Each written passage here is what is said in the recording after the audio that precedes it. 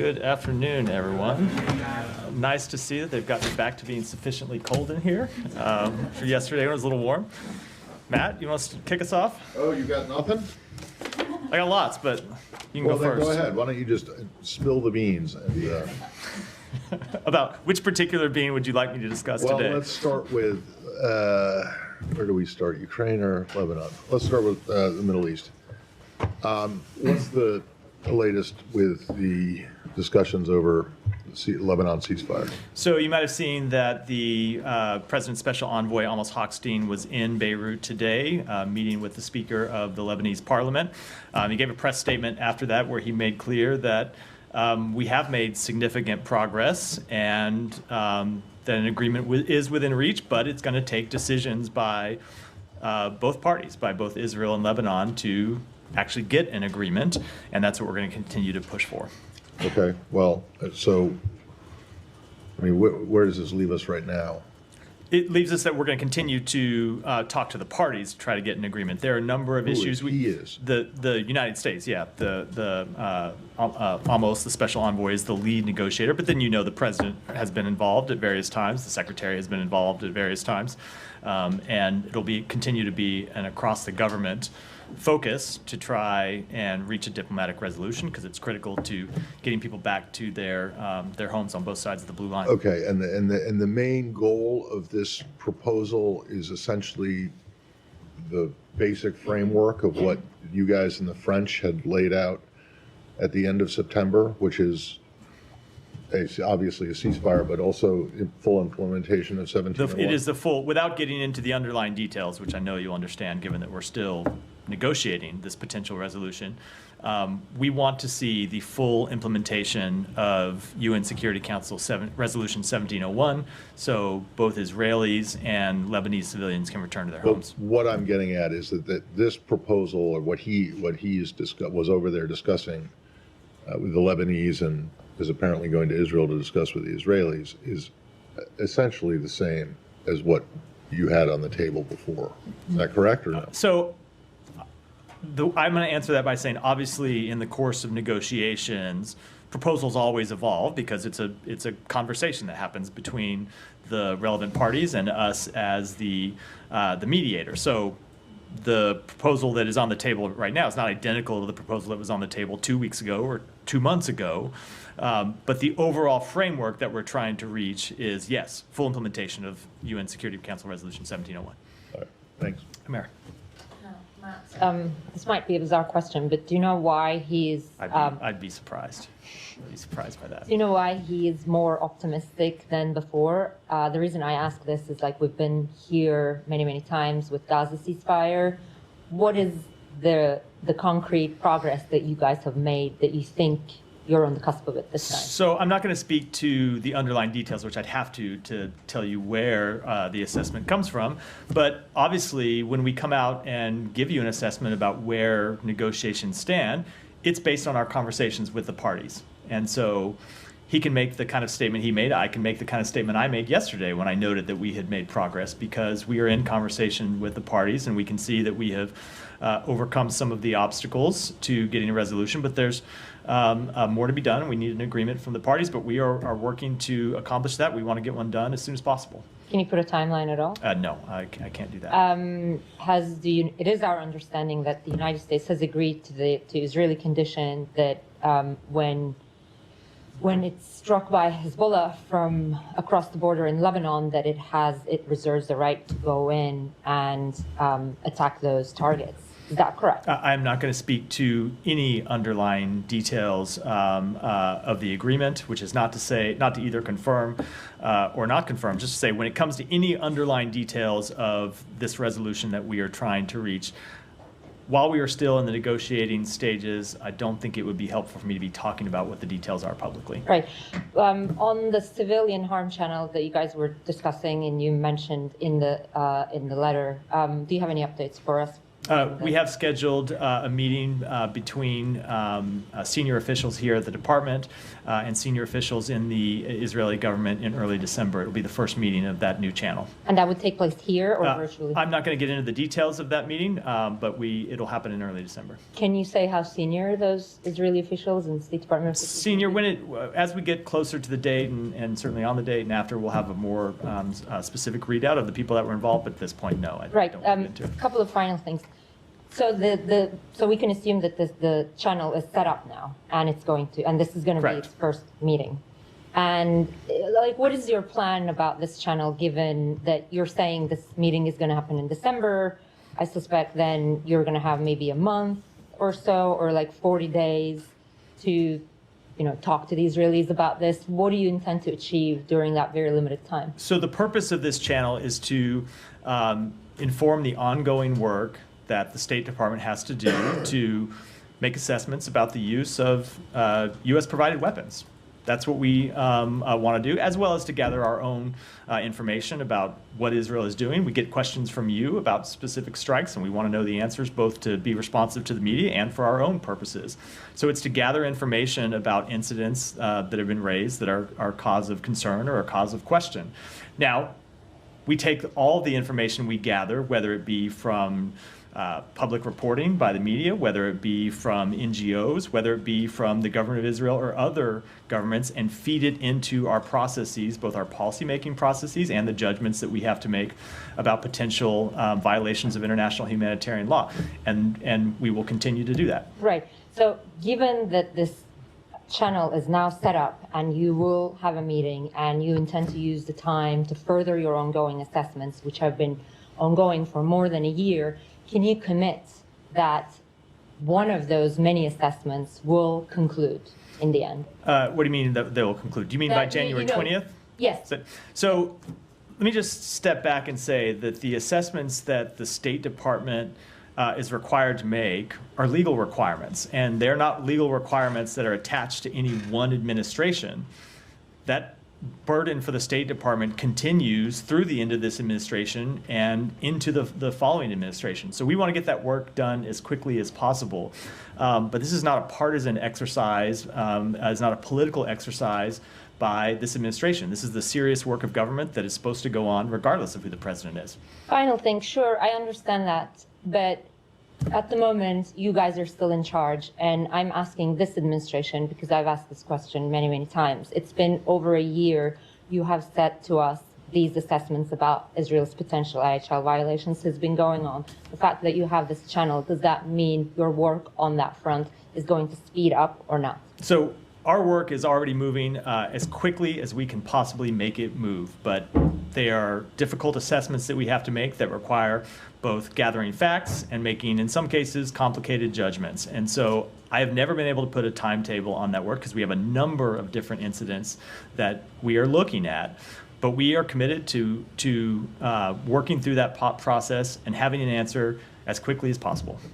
Can I follow up? Has Yeah. there been any conclusion to the 500 CHURG incidences that you were looking at? So let me just first say that we have never confirmed an exact number. I know that number has been reported. But when it comes to incidents that we have looked at, there have been some incidents, I think I've spoken to this before, there have been some incidents that go through the process that you can pretty quickly take out of the process early on, right? It's a typical fact-finding case when you get presented a potentially concerning incident and you find out that no, there's actually a justification for that incident, or there wasn't the harm that was reported, and you can take those out of the process. Then there are the more difficult ones, and those take time, and those are ongoing. I don't have a conclusion to report out yet. And none of those have been concluded, though. So what my That have point is, there are made it some to that that later no, stage. they have not. There are some that have been concluded that were in the earlier stage, but no, with respect to that. And to this new channel that is meeting in December, can you give us a sense of what particular incidents would rise to that channel versus the existing channels? How much overlap are we going to see here? I don't want to speak to it publicly, but there are a number of incidents. You've heard me speak to a number of incidents from this podium. You've heard the secretary speak to them. We have raised some of them in the National Security Memo 20 report that we issued back in April. There are a number of incidents that we have had questions about and we have had concerns about. Without speaking to any one of those, we certainly have a list of incidents to go through in that channel, which is not to say that we haven't sought answers through existing channels. We have, but we set up this new channel because we wanted to formalize a mechanism for getting answers to some of these questions. And then on Gaza, there's reports of just this prevalence of looting of humanitarian aid by gangs in Gaza. There's a report from the Post today that Israeli forces are looking the other way on this or actively facilitating it. What is the U.S. assessment of whether Israel is doing enough to stop this looting in Gaza? So let me just first say, with respect to the looting that's ongoing, first of all, it's abhorrent, and the people who are looting humanitarian assistance for their own ends are taking food and medicine out of the hands of civilians, including children who need it, incredibly desperate people who need access to this food, and anyone who is stealing or diverting humanitarian assistance for their own profit, for their own gain, is quite obviously harming their own people, and they should stop immediately. That's the first thing that I think needs to be made clear when it comes to looting. Second, when it comes to looting, so what we have seen is a breakdown in the security situation inside of Gaza, and there are a lot of reasons for the breakdown in that security situation. And what we are trying to work through is, with the IDF, with COGAT, with the relevant UN agencies, to find solutions to get more security assistance delivered to the people that need it. So one of the things you heard us speak to last week is, at our request, the IDF opened new routes to deliver humanitarian assistance. And we're hopeful that some of those new routes will help divert convoys away from looters. But this has been a problem that's been ongoing for some time. You know, it was a problem several months ago, and we were able to work through a security situation, working through our UN partners. A lot of that work we can't really speak to, given its sensitive security question. But it is a critical goal to make sure humanitarian assistance gets to where it needs to go. Now, that said, ultimately, you are not going to finally solve this problem without an end to the war and the establishment of a new governance and security authority inside Gaza. Because ultimately that is the problem right now, is that there is an absence of a governing authority. And it's why we continue to work to establish a new governing authority, to make sure that there is someone who, if armed criminal gangs come to loot convoys, that there is someone that can stand up and stop them. And that is an urgent priority for the United States. At this point, though, is the IDF and COGAT doing enough? So they're working to establish a security, an improved security situation on the ground. But clearly, when you have looting going on, there's a breakdown, and the IDF certainly bears part of the blame for that. The overall breakdown in authority, the end of an actual government, a government we oppose, to be clear, but a government that was providing day-to-day security, and critically, the lack of a replacement with anything else, is ultimately the key culprit for the lack of security on the ground right now, which is why I get back to this point that we have to find an end to the war and the replacement. I don't think anyone believes, or at least no one in our government believes, and most people in the region don't believe, that the IDF ought to be the occupying power inside Gaza, providing security for the delivery of humanitarian assistance. There needs to be Palestinian-led security that is preventing convoys from being looted and preserving law and order. And that's what we're trying to work towards. Yeah. Off the back of Jenny's questioning on the routes, and you saying that the US had asked Israel to open up new routes. What happened over the weekend? This was something that happened near the Kerem Shalom crossing. And in the Washington Post piece that Jenny mentioned, they had said that humanitarian groups had asked Israeli authorities to open up routes that would be safer, that would avoid the criminal gangs. So these routes that they'd asked for, are those the same routes that the US was asking Israel to open up? Are they different routes? So I don't know which route specifically that they are referring to in the story, that the humanitarian groups were referring to in the story, but what we have communicated to the government of Israel, and lots of times we make these requests to the government of Israel on behalf of humanitarian organizations that we work with. Remember, that USAID is the largest provider of humanitarian assistance to the Palestinian people. It gets delivered through the UN agencies, who in many events are having their convoys being attacked. So we make these requests for them to open new routes. Whether they are the same specific routes in this instance that the UN agencies are asking for, I can't speak to with that level of detail, but in general, we are in contact with them and in communication with them about how to get new routes open that would alleviate some of the security situation. And I know that you said that obviously there is no preference for the US to be an occupying, for the IDF to be an occupying force within Gaza. Is there any position the US takes in terms of like the IDF providing immediate security to trucks a little bit further down the road once they've entered crossings like Kerem Shalom? Because this incident happened near the crossing, and there are reports of the IDF standing by whilst there were Palestinian, as you describe them, gang members with guns, and the IDF are just not doing anything. So this is a question that we have been in intense communication with the government of Israel about, and I don't want to speak to it publicly here.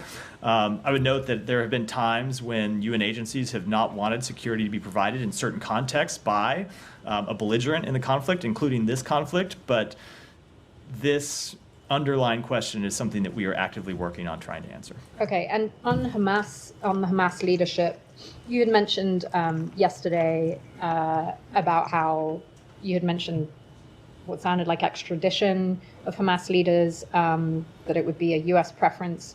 Is the US actively pursuing extradition of these Hamas leaders that have reportedly left Doha and are now in Turkey? So I was speaking as a policy matter. Anytime that there is a fugitive from U.S. justice, we want to see them return to the U.S. to face justice. But when it comes to specific extradition requests, as you know, it's our longstanding policy not to comment on those.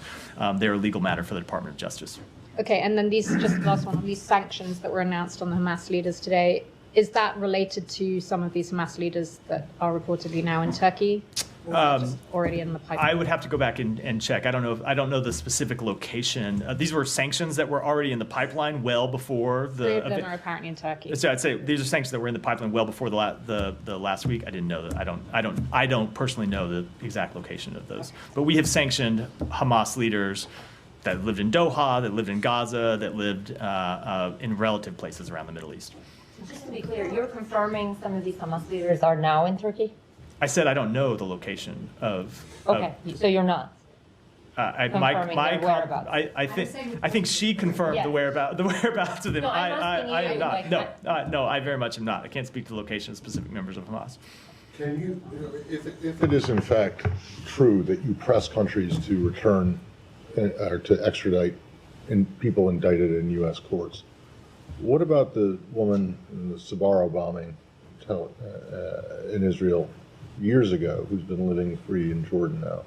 There was long talk of her of efforts to get her extradited, and nothing has ever come of them. So why should these Hamas guys worry if Matt, I'm going to admit you're speaking to a case that predates my tenure, that I have a limited at best factual understanding of it, so I shouldn't speak to it. But when it comes to these terrorists who are members and leadership of a group who continue to hold Americans hostage, we do think it's appropriate that they face justice. Just one more Yeah. thing on that, Matt.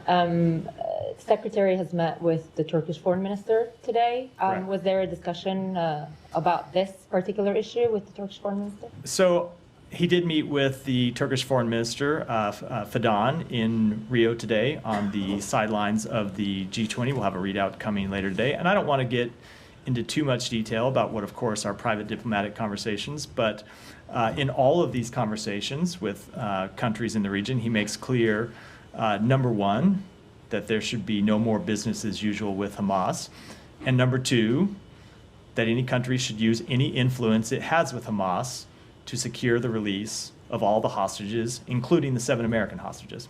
Right, but those can be a little bit contradictory, don't you think, to use the, I mean, Is there, I guess what I'm trying to ask is there any chance that Turkey might become the new mediator? Is that something the U.S. would want? So the first question is one for Turkey to speak to, but when it comes to using influence with Hamas to secure the release of hostages, we would welcome any country playing that kind of positive role. That's what we want to see. But the important thing is that countries step up and use that influence and actually work to try to get these hostages out. And by the way, an important goal of getting the hostages out, not just for their own sake, but for countries who want to see an end to the war. That is one very clear way to end the war. Yeah, there was an Israeli report, by the way, last week that head of Israel's domestic intelligence agency traveled to Turkey and met with Turkish intelligence head. What do you make of that meeting? Could that be in any way related to like Turkey emerging as a mediator? I wouldn't want to speculate. That sounds like a question for those two governments to speak to. Well, you guys not, are right not in me. the middle of it, so it is a question for the United States. I think when it comes to any potential meeting, we would I would let those two governments speak to it, and certainly what it means in terms of the import of any such meeting. But when it comes to countries that have influence with Hamas, and certainly Turkey is a country that has had influence with Hamas, we want to see all of those countries use that influence to secure the release of all hostages, especially including the 7 Americans who continue to be held hostage. Yeah. Oh, you had your hand up a minute ago. Now you don't. I'm just doing my work down. I get going in order and forget. Yeah. No, we can go. Yeah, if you want to go to Ukraine, go to. I wanted to ask about Ukraine firing U.S.-made missiles into Russia. This obviously is a result of the new policy change with the president. Is the State Department kind of concerned about the overturning of the turnover of the administration impacting this change in Ukraine? And have you seen anything from Russia responding to this? So I don't want to speak to any potential policy changes. It's not something that we have spoken to as of this point. It's not something that we have confirmed. I'm not going to do so from here. And so if I'm not going to speak to any potential changes, I'm certainly not going to comment on any potential outcomes from them. Okay, today marks 1,000 days since the full-scale war. I'm assuming you guys gonna have a statement coming, or? You have seen the United Nations, our ambassador to the United Nations Security Council speak to it already today. You have seen our ambassador speak to it today, so yeah, we have spoken to it. Just step back, Matt. Just when we were 3 weeks into this, the president called out, Putin. We call him, war criminal. He called his actions, genocide. He even said that he's terrorizing the Ukrainians. I was wondering, given you guys have multiple weeks left, are you considering to seize this momentum and to come up with those policy decisions, such as, designating Russia as the state? How about such policy decisions as assembling a coalition of 50 countries to support Ukraine and hold Russia accountable? How about policy decisions such as surging billions of dollars in U.S. support to Ukraine that has led them to be able to win the Battle of Kyiv, to push Russians back from territory that they had occupied? How about policy decisions that have led to freezing Russian sovereign assets, and not just the United States freezing Russian sovereign assets, but leading other countries to freeze Russian sovereign assets and use the interest from those assets to directly support Ukraine? So if you look at the long history of policy decisions, Alex, I think our record's pretty clear. But does the administration still believe that Putin is committing a genocide and this is a terror? Every single day. And if you look at our record is one of holding Putin accountable and one of holding Russia accountable. And you just have to look at the results on the battlefield and the way that Ukrainians, principally through their own courage and their own dedication, but with the support of the United States and our coalition, have held Russia directly accountable on the battlefield. That is the true testament of our record. Is there any concern on your end that Putin might eventually get away with this? So when you look at whatever happens with the outcome of this war, it has already been a massive strategic failure for Russia. Hundreds of thousands of casualties, economy that has been weakened, a generation that has been mortgaged to support a war of conquest, and that has already seen Russia lose much of the territory that it initially gained. So whatever the ultimate outcome of this war, we continue to believe that Ukraine's future is a future that is rooted in a West as an independent, democratic country, something that Vladimir Putin completely opposes. And Russia's future will continue to be one that is incredibly weakened as a result of Putin's disastrous decision. And I don't think anything that happens is going to change that outcome. Thank you. I'm going to move to South Caucasus, if I may. I have Sure. more. Georgia, it feels like, a reaction to the events of past 2-3 days have been remarkably muted. As you know, the current Georgian Dream leadership came up and they cemented their so-called official results. And there was a violent attack last night against the protesters, and there are still protests going on. Where are you at this? And why this comprehensive review is still ongoing, even given the fact that there are multiple. So Alex, organizations? let me just quibble a little bit. The comprehensive review is still ongoing, but as you know, because you have reported on it after asking me questions about it, we have already suspended assistance as a result of that review. So it's not like the review is ongoing and nothing has happened. We have already taken policy actions as a part of that review, and we will continue to take other policy actions as appropriate. Go ahead. Any reaction to I'm going to go ahead. Okay. Go ahead. In regards to Mr. Hoxton's visit to Lebanon, Arab reports or Arab countries' reports are saying that the source of his optimism is that he received signals from President-elect Trump that would help him in achieving his mission between Beirut and Jerusalem. What's your say? As I said, and I think it was a response to Humera's question, I'm not going to comment on the underlying diplomatic negotiations, but of course you shouldn't believe everything that is reported. Okay, on Iran. There were 2 reports from IAEA in regards to Iran, say that Tehran has offered not to expand its stock of uranium enriched over 60%. And also, Iran has agreed to consider allowing 4 more experienced inspectors to work in Iran after not issuing visas for the previous team. However, they said that this is conditional if the E3 doesn't issue a resolution to censor them. So what's your take on it? And also, how on board is the U.S. with the E3 resolution? So we remain tightly coordinated with our E3 partners in advance of the IAEA Board of Governors meeting, and we strongly support efforts to hold Iran accountable. As the President has made clear, the United States will ensure that Iran never has a nuclear weapon. The Iranian regime continues to amass a growing stockpile of highly enriched uranium for which there is no credible civilian purpose, and they continue to not cooperate fully with the IAEA. So what we're going to do is continue to work with the IAEA Board of Governors members to ensure their full cooperation with the IAEA so that the IAEA can provide the assurances that we need that Iran's nuclear program remains exclusively peaceful. So I'm not going to preview any actions that we might take over the next few days in consultation with our partners, but we will remain tightly coordinated with them. When you just referred to the growing stockpile of enriched uranium, you're talking about this latest IAEA report that came out either yesterday or earlier today, Yeah. which is like significant increase in the amount of 60%. Yes, correct. That's what you're Correct. saying. Yeah, come back. Following up on Ukraine and Russia, Putin lowered the thresholds, announced lowering the threshold for use of nuclear weapons. The timing, of course, comes after Ukraine used American long-range missiles into Russian territory. What do you make of the timing of that announcement, and is the U.S. concerned about nuclear escalation? So I am unfortunately not surprised by the comments the Kremlin has made around the publication of this new revised nuclear doctrine.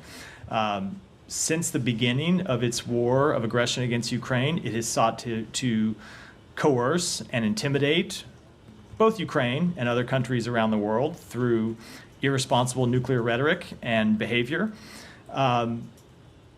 Despite what Russia says, neither the United States nor NATO pose any threat to Russia. Russia's irresponsible and bellicose rhetoric will not do anything to improve Russia's security. And I would just add that the change in this policy in itself just highlights Russia's hypocrisy. Russia is suggesting here that they would use or could use nuclear weapons against a non-nuclear states if they undertake the same kind of aggression that Russia itself is inflicting upon Ukraine and its people. So we have not seen any reason to adjust our own nuclear posture, but we will continue to call on Russia to stop bellicose and irresponsible rhetoric. And then just on a different kind of warfare from Russia, after 2 undersea cables were cut in the Baltic Sea, U.S. allies are warning of hybrid warfare with Russian suspected sabotage with regard to those cables. How concerned is the U.S. about increasing that type of action, and what is the U.S. doing to reassure its European allies? So let me just say, just speaking generally, not with respect to this report, but speaking generally, we are incredibly concerned about hybrid warfare conducted by Russia, both in Europe and around the world. And it's something that we have been in close coordination with our European allies and our other allies and partners around the world. And we have made clear on a number of occasions to Russia that it would be held accountable for. Now, when it comes to this specific incident, we've seen these reports. It is our understanding that a number of the countries in question have announced investigations into the matter, and we'll of course await for the outcome of those investigations before speaking to them specifically.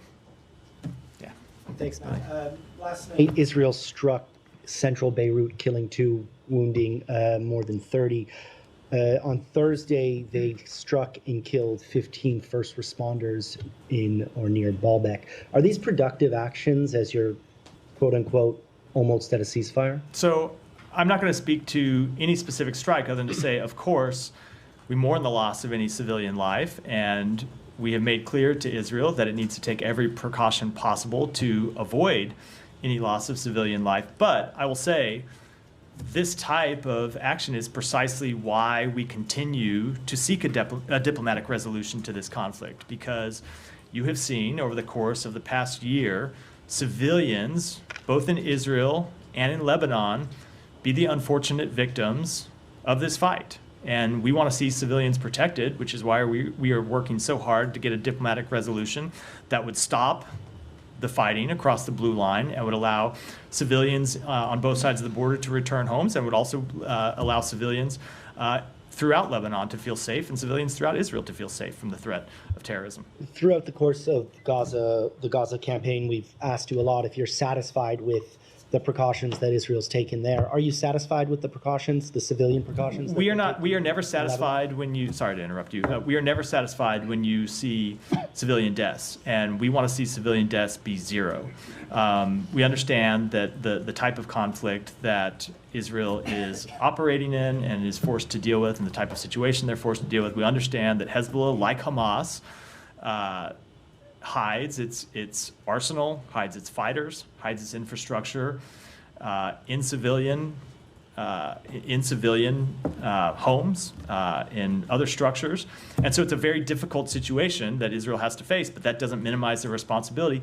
But ultimately, it's why we're trying to get to a diplomatic resolution that would stop this fighting. Yeah, thank you, Matt. Yesterday, Israeli Foreign Minister, he sent a letter to UN Security Council President and urged UN to push Iraq to take immediate actions against the Iranian-backed militia for attacking Israel. So has Israel ever reached out to you to pass or to send a letter to Iraqi government in the course of the last months? I'm not going to speak to private diplomatic conversations. I know, as you know, you asked me yesterday about the underlying question, and I spoke to that, and that continues to be our position that Iraq should do everything within its power to stop terrorist attacks, both within its borders and against targets outside its borders. But with respect to any specific diplomatic conversations, I'm not going to speak to them. What he said in the letter, I emphasized that the Iraqi government is responsible for everything that's happening in their territory. So, and Israel has the right to self-defense. Do you agree with him that Iraqi government is responsible for the actions of these militia groups that they are using Iraqi territory to attack Israel? So certainly we want to see the Iraqi government do everything within its power to stop these type of terrorist attacks. I think I'll leave it at that. And last question, Iraq is set to hold its nationwide population census this week.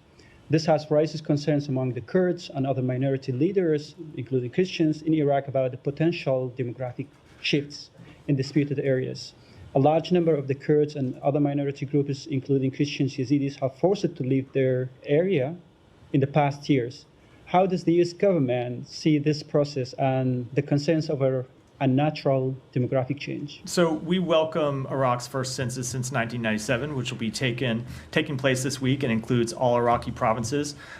This census is important in the same way that the United States conducts its census to provide accurate information for Iraq to tailor its political, economic, and development strategies. And we encourage all Iraqis, including residents of the Iraqi Kurdistan region, to participate in the census. Thank you. Yesterday, TTP terrorists killed 8 Pakistani soldiers and abducted 7 police officers near Afghan border.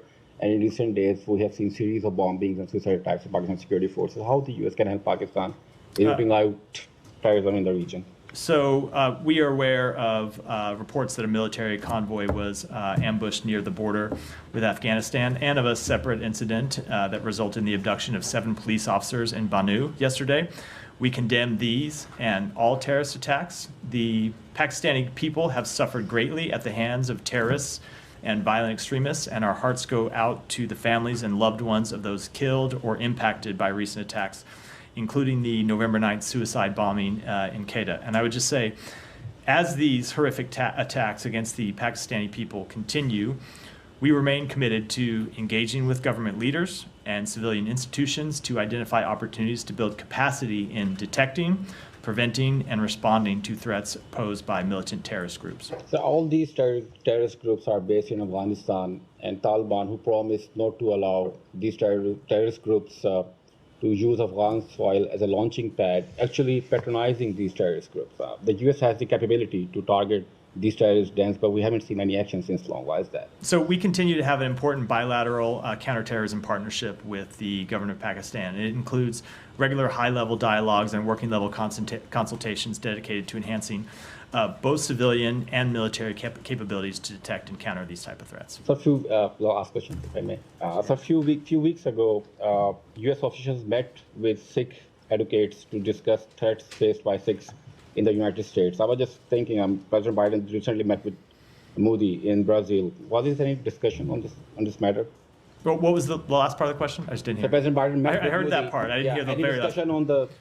So when it comes to the president's meeting, just as always, I would refer you to the White House for a specific readout. But regarding the plot to kill a Sikh American in the United States, I would just say, as you've heard us say before, the U.S. government continues to treat this issue with the utmost importance and continues to pursue accountability through a number of different pathways.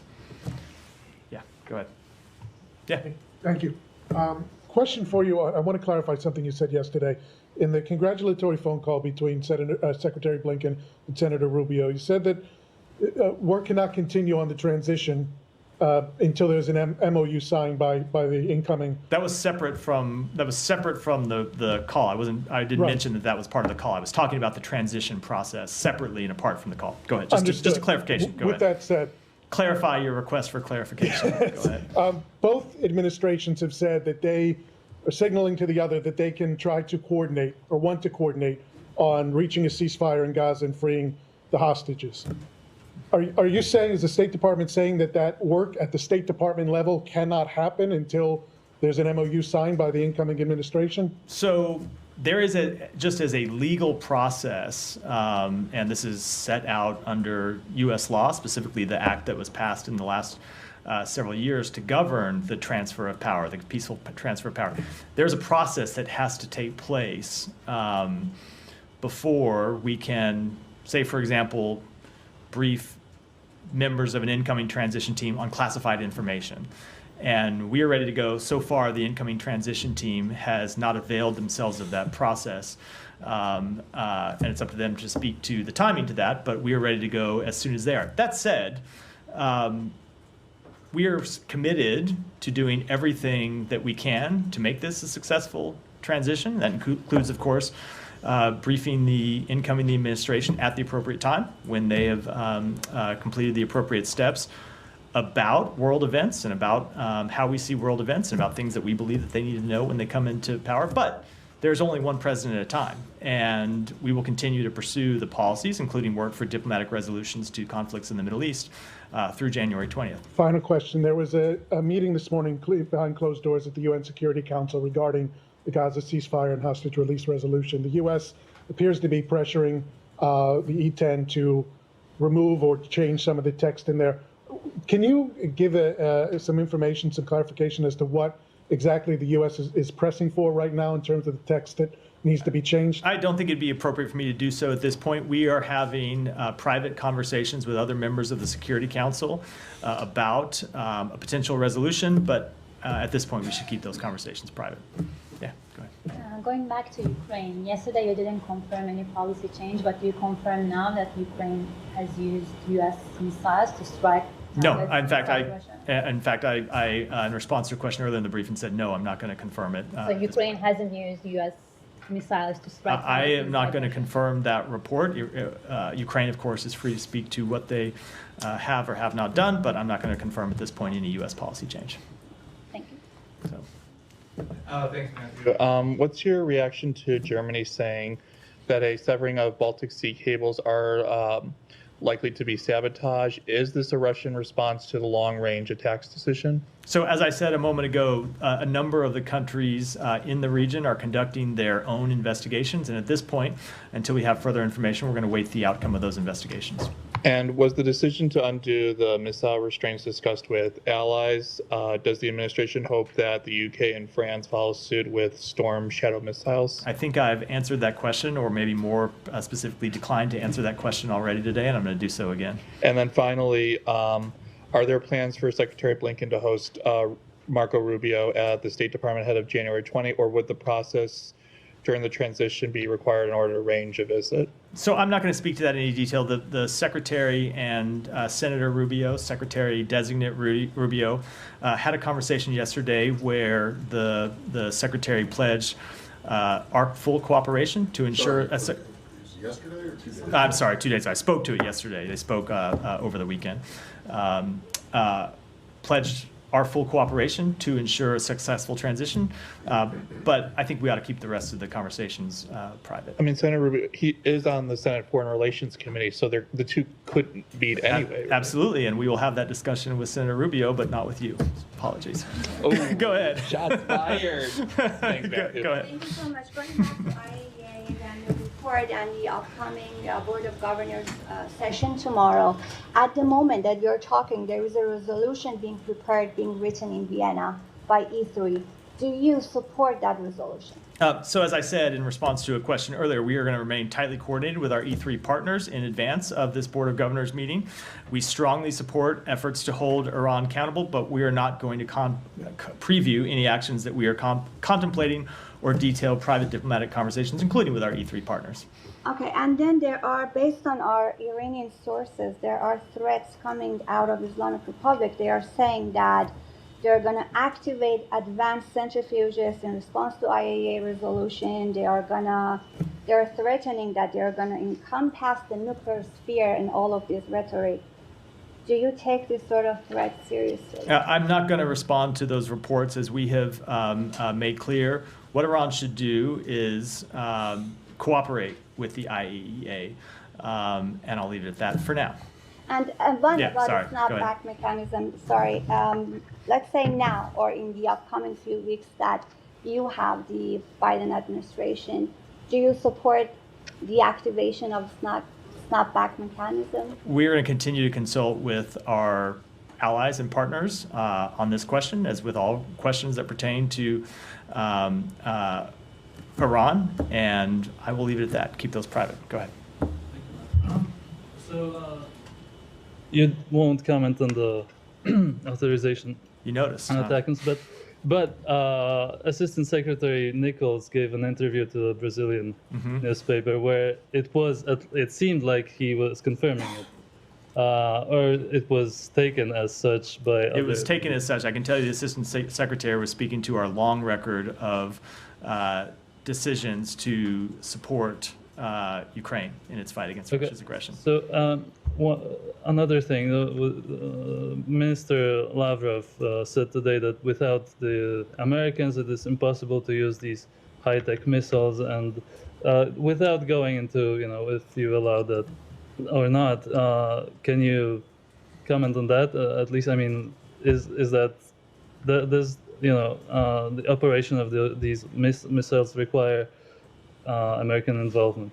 So I'm not going to speak to that, but has the United States shared intelligence with Ukraine? Absolutely we have. Have we shared that intelligence with Ukraine with the expectation that it would improve their performance on the battlefield? Absolutely. And we'll continue to do that. Yeah, go ahead. Excuse me. I have a question on Israel. In November 7th, Israel Parliament, or like Knesset, they passed after second, third reading a law that allowed the government to detain 14 years old kids.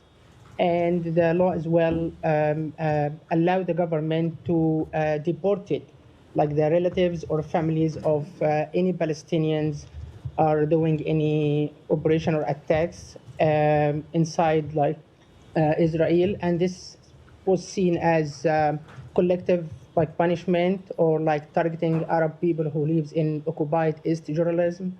So how you comment on this?